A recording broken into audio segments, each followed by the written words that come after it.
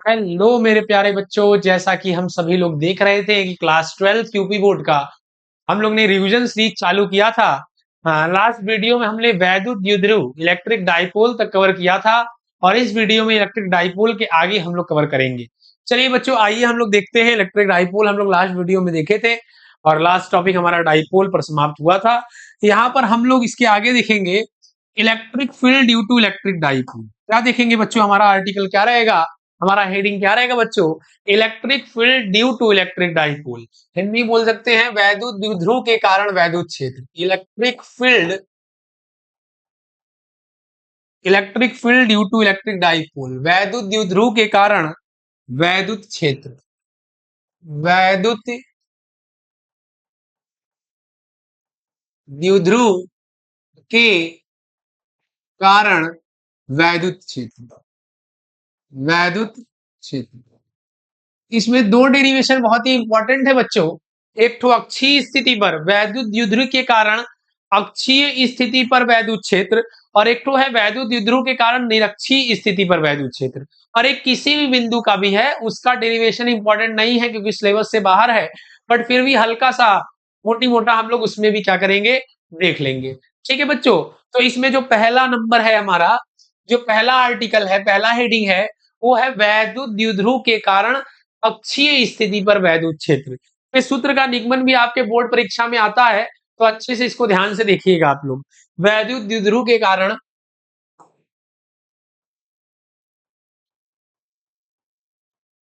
वैद्युत द्विध्रुव के कारण अक्षीय स्थिति पर अक्षीय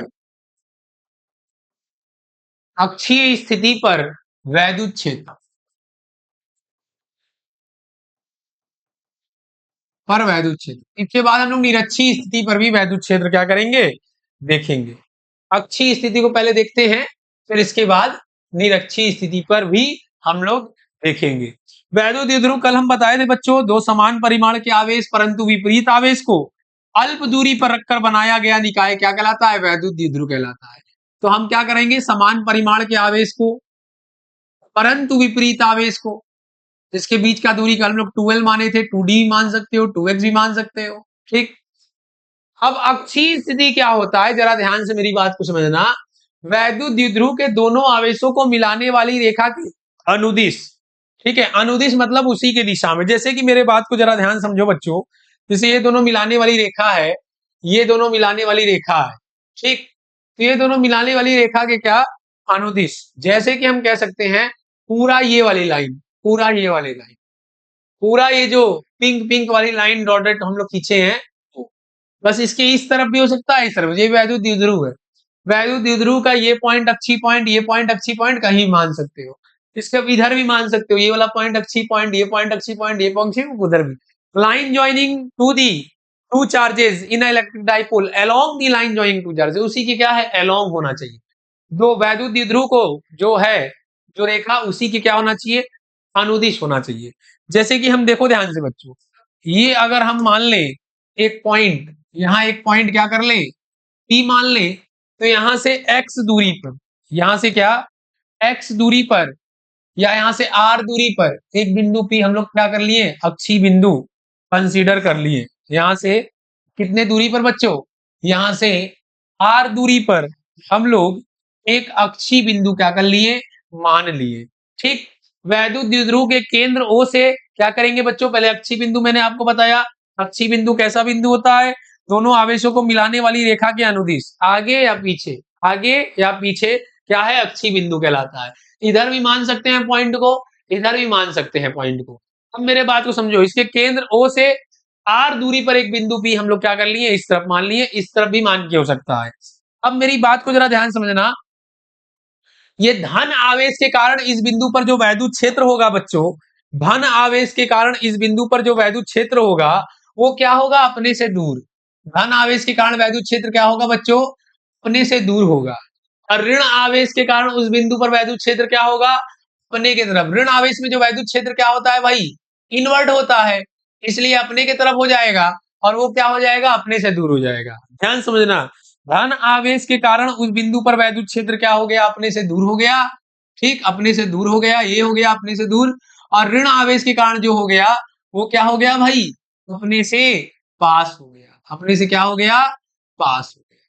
ठीक, यहां तक पिक्चर क्लियर है भाई। हम लोग वैद्युत क्षेत्र उस पॉइंट पे निकल लिए। ये किसके कारण है भाई, प्लस वाले के, इसके कारण है, और ये किसके कारण है भाई, माइनस वाले के कारण है, जो कि क्या है, दूर है। देखो ध्यान से, इस पॉइंट पी पर किसके कारण वैद्युत क्षेत्र ज्यादा होगा, प्लस वाले के कारण कि माइनस वाले के कारण।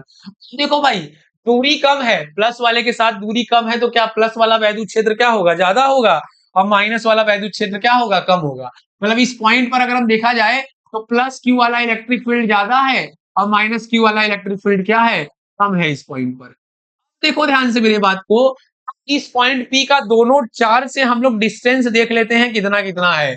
प्लस 4 से डिस्टेंस कितना है इस पॉइंट पी का, और माइनस 4 से डिस्टेंस कितना है, और फिर हम इलेक्ट्रिक फील्ड का फार्मूला लगा देंगे के क्यू बाई आर स्क्वायर, और आराम से हम क्या करेंगे, लिख लेंगे।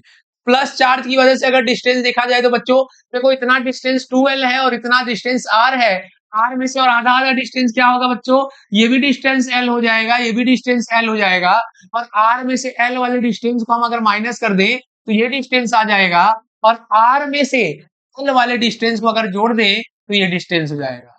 मतलब कि माइनस क्यू चार्ज वो पॉइंट बी से r प्लस एल डिस्टेंस पे है, और plus Q R minus L distance पे है। देखो ध्यान से, इस बिंदु पर परिणामी वैद्युत क्षेत्र अगर हम लिखेंगे, ई नेट परिणामी वैद्युत क्षेत्र लिखेंगे उस बिंदु पर, तो प्लस क्यू वाले में से क्या करेंगे हम लोग, माइनस क्यू वाले को क्या कर देंगे, घटा देंगे। क्यों, क्योंकि प्लस क्यू का वैद्युत क्षेत्र ज्यादा है और माइनस क्यू का वैद्युत क्षेत्र कम है उस पॉइंट पर।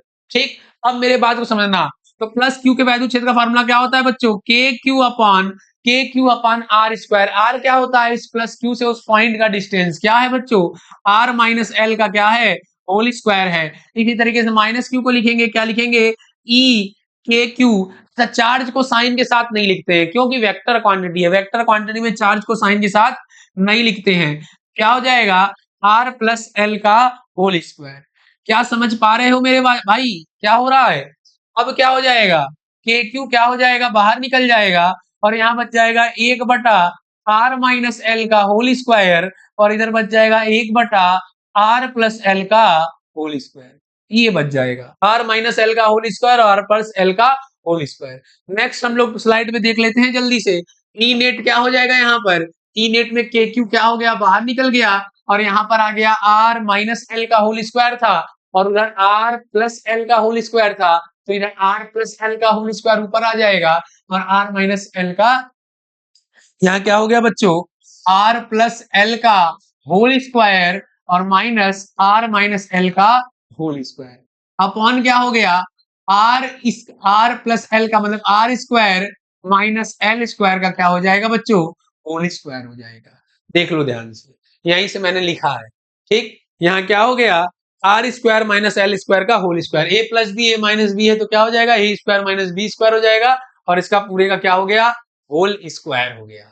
ठीक, R square minus L square का होल स्क्वायर, और इधर क्या हो गया, आर प्लस एल का whole square, R minus L square. अब इसको बच्चों कैलकुलेशन करोगे, कैलकुलेशन करके अगर इसको ओवर आल लिखोगे, कैलकुलेशन करोगे और इसमें क्या करोगे, R is very very greater than L, और एल स्क्वायर को क्या कर दोगे, नेग्लेक्ट कर दोगे, एल स्क्वायर को नगण्य मान लोगे बच्चों। नगण्य मानने पर एल स्क्वायर को जब नगण्य मान लोगे, तो मेरी बात को जरा ध्यान समझना बच्चों, मेरी बात को ध्यान समझना। इसका जो फॉर्मूला आता है ई नेट बराबर, वो आता है 2 के ई अपॉन आर क्यू, ये फॉर्मूला निकल के आता है। इसके नीचे की सारी चीजों को तुम लोग अपने से स्वयं से करना, ठीक है।